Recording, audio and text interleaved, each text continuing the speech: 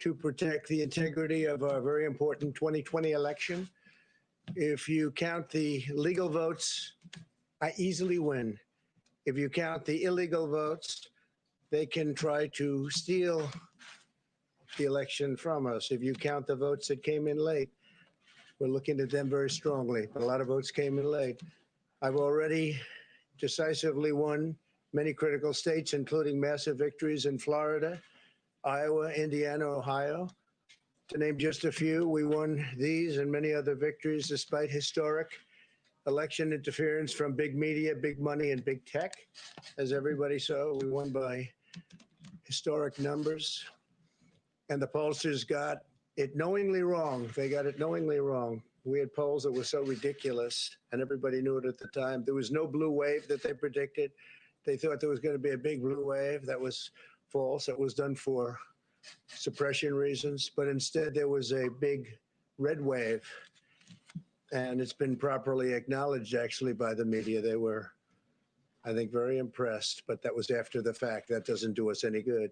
We kept the Senate despite having twice as many seats to defend as Democrats. And in a really much more competitive states, we did a fantastic job with the Senate. I think we're very proud of what's happened there. We had many more seats to defend. They spent almost $200 million on Senate races in South Carolina and Kentucky alone, 2 races, and hundreds of millions of dollars overall against us. At the national level, our opponents' major donors were Wall Street bankers and special interests. Our major donors were police officers, farmers, everyday citizens. Yet for the first time ever, we lost 0 races in the House. I was talking to Kevin McCarthy today. He said he couldn't believe it. 0 races, very unusual thing, 0. And actually won many new seats with, I think, many more on the way. This was also the year of the Republican woman. More Republican women were elected to Congress than ever before. That's a great achievement. I won the largest share of non-white voters of any Republican in 60 years, including historic numbers of Latino, African American, Asian American, and Native American voters, the largest ever in our history. We grew our party by 4 million voters, the greatest turnout in Republican Party history. Democrats are the party of the big donors, the big media, the big tech, it seems, and Republicans have become the party of the American worker, and that's what's happened. And we're also, I believe, the party of inclusion. As everyone now recognizes, media polling was election interference in the truest sense of that word by powerful special interests. These really phony polls, I have to call them phony polls, fake polls, were designed to keep our voters at home, create the illusion of momentum for Mr. Biden, and diminish Republicans' ability to raise funds. They were what's called suppression polls. Everyone knows that now. And it's never been used to the extent that it's been used on this last election.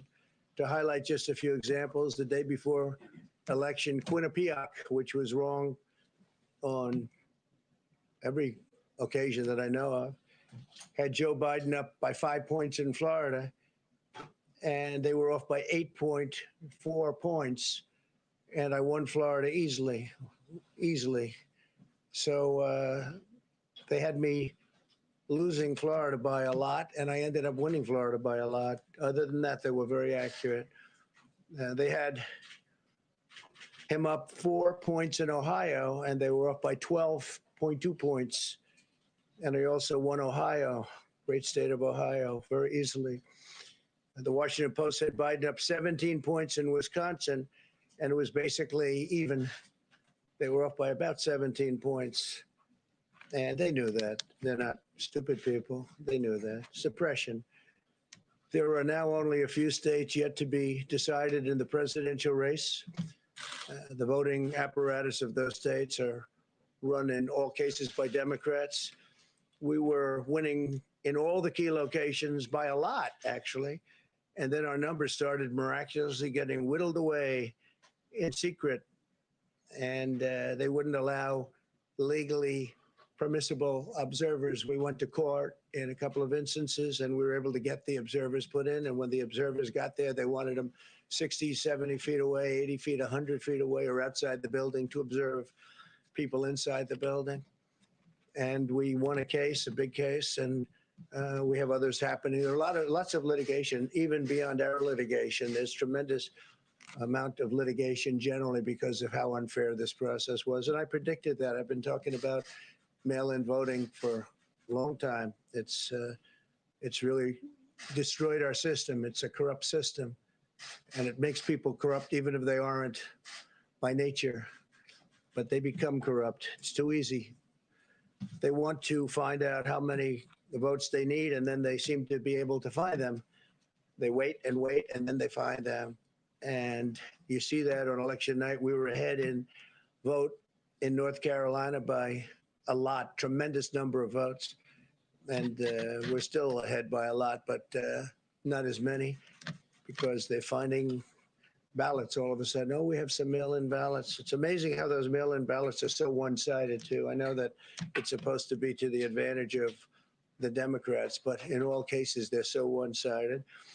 We were up by nearly 700,000 votes in Pennsylvania. I won Pennsylvania by a lot, and that gets whittled down to, I think they said now we're up by 90,000 votes, and they'll keep coming and coming and coming. They find them all over, and they don't want us to have any observers, although we won a court case. The judge said you have to have observers.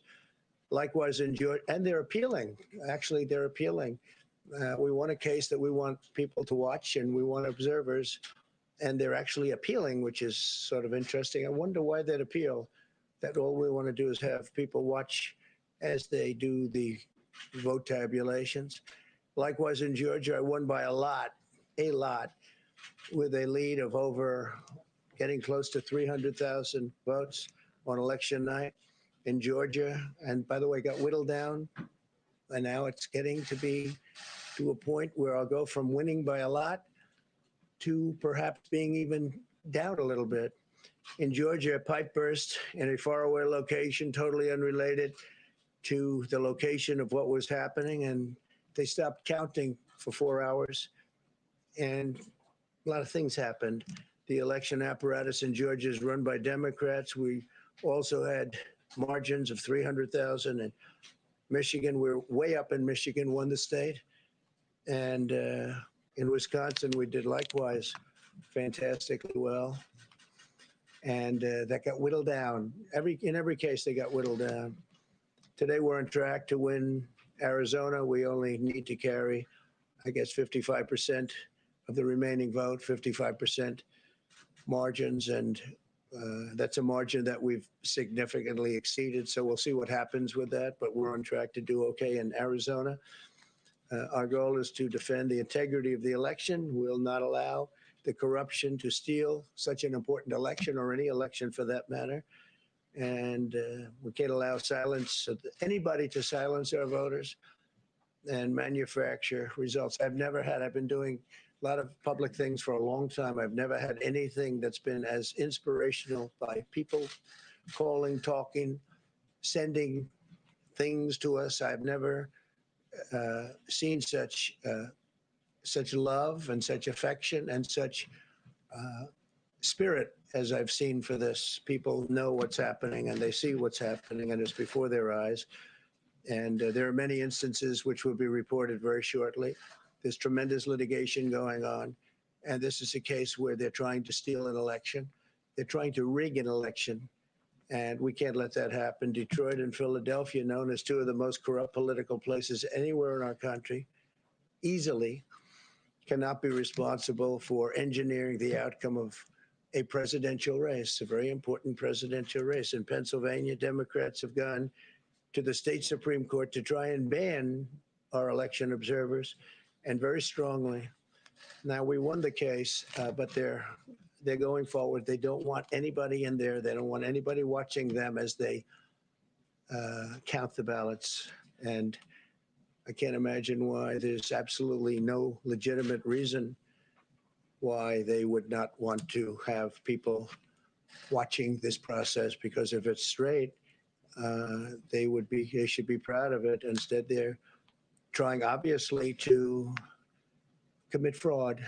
There's no question about that. In Philadelphia, observers have been kept far away, very far away, so far that people are using binoculars to try and see. And there's been tremendous problems caused. They put um, paper on all of the windows so you can't see in, and the people that are banned are very unhappy and become somewhat violent.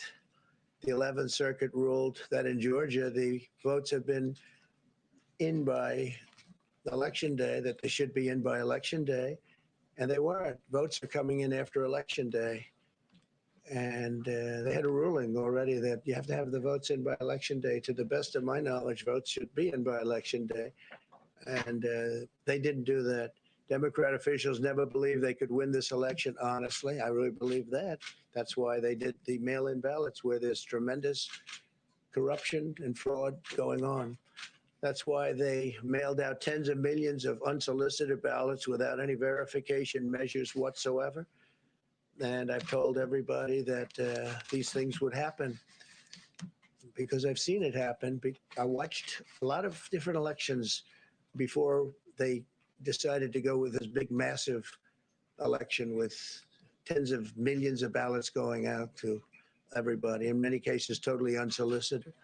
This was unprecedented in American history. This was by design, despite years of claiming to care about the election security. They refused to include any requirement to verify signatures, identities, or even determine whether they're eligible or ineligible to vote. People are walking in there. They have no idea. They're just taking numbers. They're writing down things, the workers, and doing a lot of bad things. And we have a lot of information coming and litigation that you'll see that will shake even you people up. And you've seen it all. The officials overseeing the counting in Pennsylvania and other key states are all part of a corrupt Democrat machine that you've written about. And for a long time, you've been writing about the corrupt Democrat machine. I went to school there, and I know a lot about it. It hasn't changed. It's a long time ago and hasn't changed. It's gotten worse. In Pennsylvania, partisan Democrats have allowed ballots in the state to be received 3 days after the election.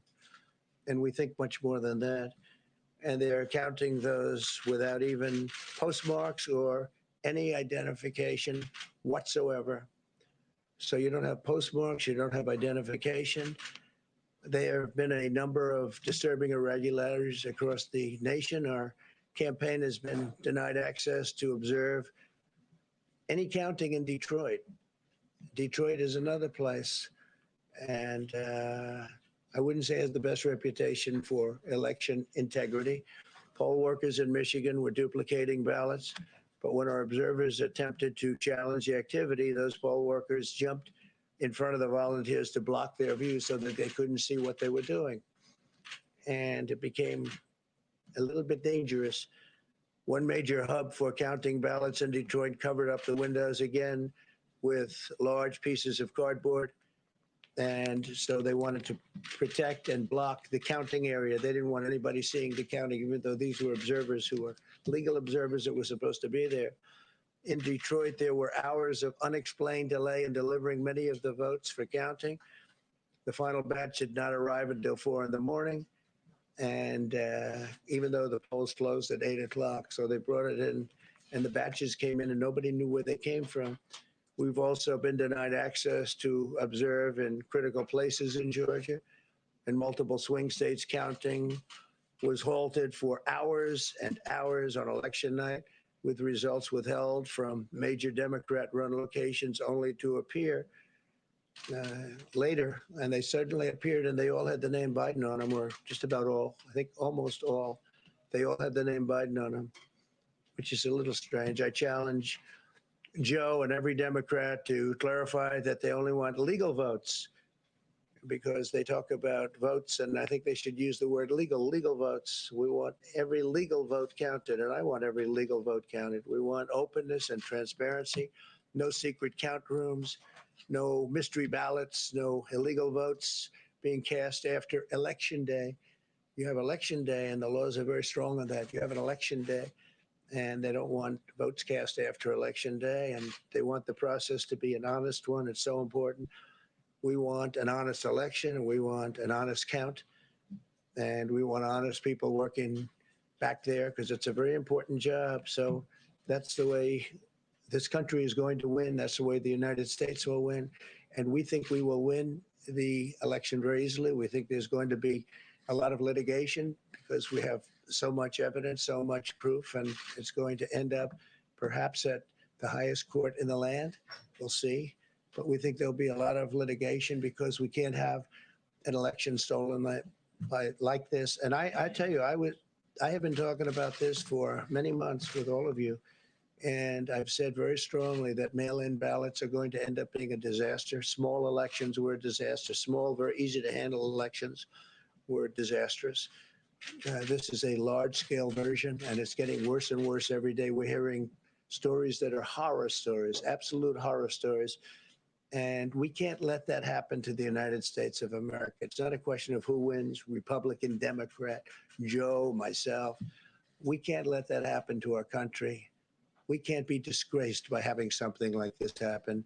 So it will be hopefully cleared up, maybe soon, I hope soon, but it'll probably go through a process, a legal process. And as you know, I've claimed certain states, and he's claiming states, and we can both claim the states. But ultimately, I have a feeling judges are going to have to rule. But there's been a lot of shenanigans, and we can't stand for that in our country. Thank you very much. President Trump.